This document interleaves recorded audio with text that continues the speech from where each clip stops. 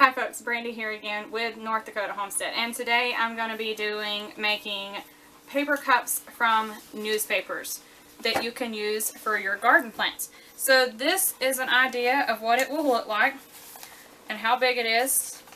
We do make smaller size ones, but for right now I'm going to be using the larger size. So this is my tray that they'll be filling up. So we have our newspaper here, which is just our weekly basically little community newspaper that we get through the mail. It's free. You can use whatever is available to you. Sale papers from your grocery store, whatever works. I don't recommend glossy paper. So for this wide mouth pint jar, I cut my newspapers to measure 7 1/4 inch. So 7 1/4 inch. So basically I just take my ruler and mark it at 7 1/4, 7 1/4, and this one will make 2 sections here, 7 1/4, and then draw my line. And if you're really good with measurements, you might not have to do this, but I do recommend it because you could end up with something really crooked and it won't work as easy. Alright, so there we go. And then if your newspaper isn't too thick, I'll just take and cut the entire newspaper at once. If it's very thick, you take it apart before you mark it and then cut it. Alright, so we'll set that aside right there.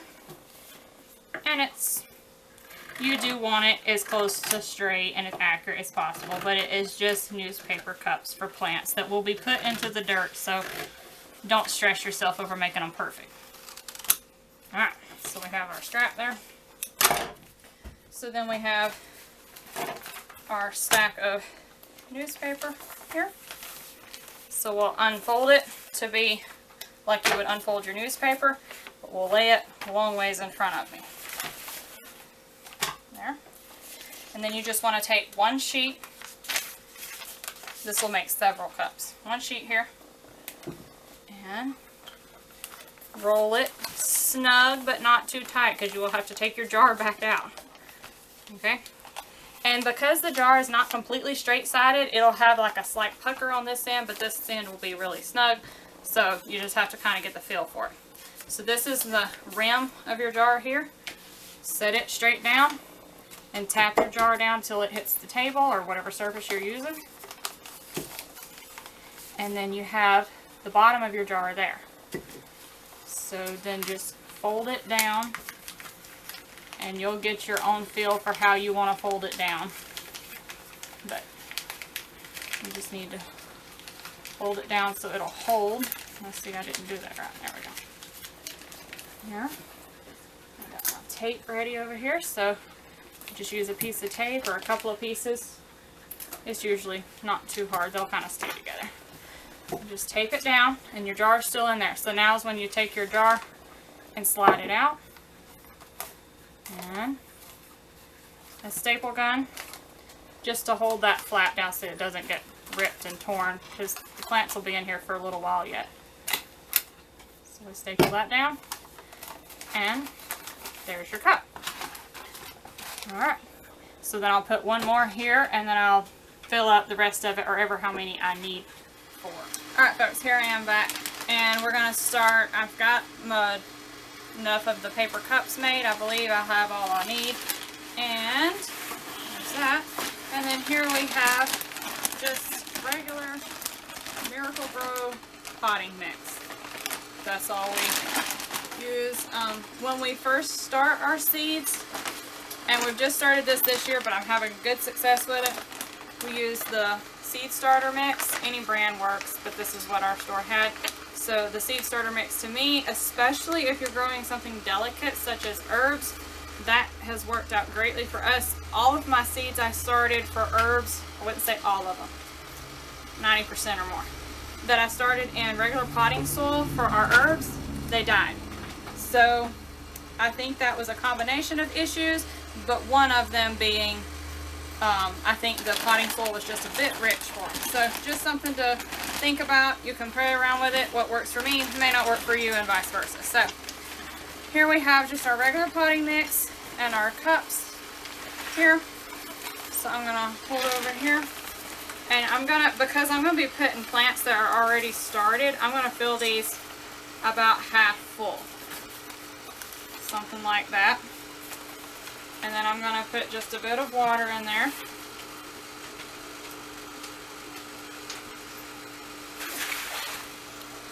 Just to dampen it around so it has time to soak in before I get ready to split my plants up. Alright. So then I'll seal this one approximately half full and put a little bit of water in. Your water, you want it to be like room temperature or just mildly warm from tap water or something like that. But if you have cold water, just from experience, please don't microwave it to make it warm. I don't understand all how it works, but basically when you put it in your dirt, it will kill your plants because of the radiation that was in the microwave got into the water, and it kills your plants. That is read and documented, and it has also been experienced by us, and we lost all our plants that we watered with microwave water. So, okay, so here we have, that one is laid over because I smashed him with the water this morning. And we have marjoram, this one's thyme, and this is oregano, and you can see they need to get out of there. So, I'm gonna plop this as gently as I can. Like that. Alright. And then I'm gonna break it up into segments. And I may have more plant starts here than I think, but we'll go with what we got.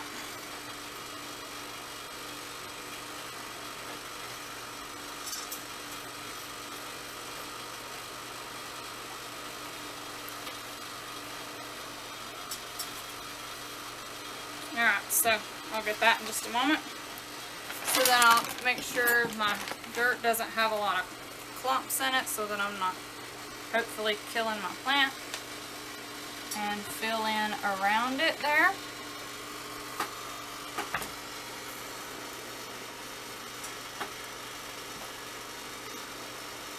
And these we don't plant these outside for probably at least another 2 months.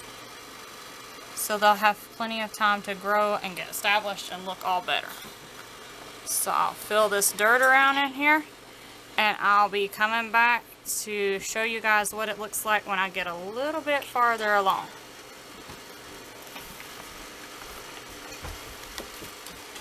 Okay folks, so here we are, and I've got the plants all transplanted, broke them all up, got them in here, got them watered, and what you don't want to forget is your labels. And I have forgotten my oregano labels. But here we have our thyme plants, and they will look better, hopefully, in about 24 hours after they get all straightened up. Marjoram, it has a tendency to just lay wherever it wants to. So it looks really bad right now, but I think it'll hopefully pull out. So we've got 5 of the marjoram, we've got 7 of the thyme, and we have 6 of the Greek oregano. So hopefully those guys do good. They pull out, and I didn't do any major damage to them. So, alright, so there's a little quick rundown of how you can start it with your seed starter mix. And I didn't do the video exactly of me starting the seeds. Maybe sometime later we will do a video on seed starting. A quick rundown on your newspaper cups that you can use. And when we go to plant these out, if the plant does not like its roots messed with, you just take the whole cup and set it down in wherever you want to plant it. That paper will disintegrate and it doesn't hurt anything. If your plant does not mind its feet being messed with, we'll just tear the bottom part off and set it down in the hole. That's basically all we ever do. Let them decompose and do what they want to.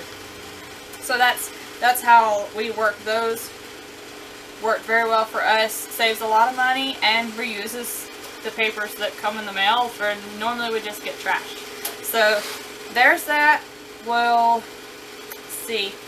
It is at least, like I said earlier, it is at least about 2 months before these would be set out. Herbs are slow growing, so when they get started small like this, they need to have plenty of time to get going.